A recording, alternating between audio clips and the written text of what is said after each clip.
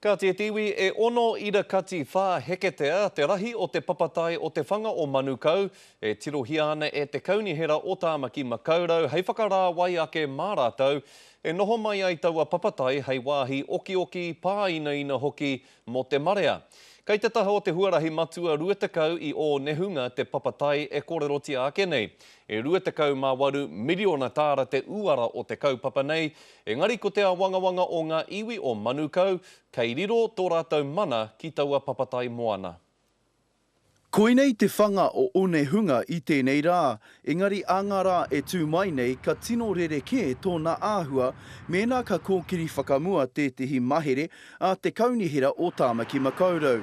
Kei te wangawanga ngā iwi mana whenua. Te whawhai mō te oranga o te moana, te oranga o te whenua, me te oranga o te tangata anō. Koinei a Wayne Knox māngai mō te iwi o te kawerau a Maki, me aro kē te titiro i te tuatahi ki te oranga o te wai o te moana. Titiro kauake ki tō mātou nei moana, e paru ana, whakaparu ana e ngā kamupene e noho ki tōna taha. Kāore he tino wāhi hei kohi e te kaimoana.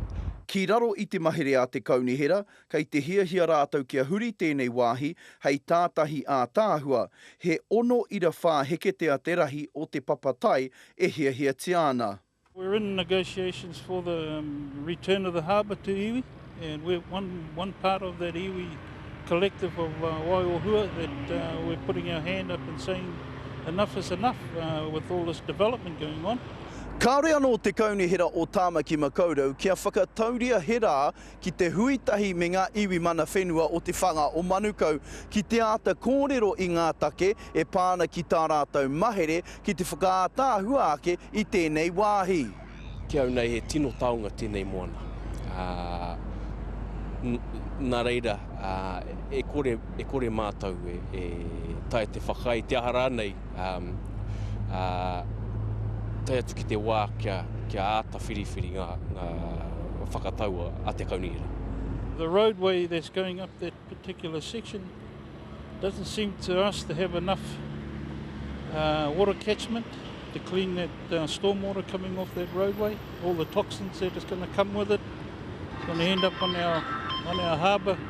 Hei te tekau mā ono o Hongongoi ki te tuatahi ai te marea i te mahere a te kaunihera. Roihana Nuri, Te Karere.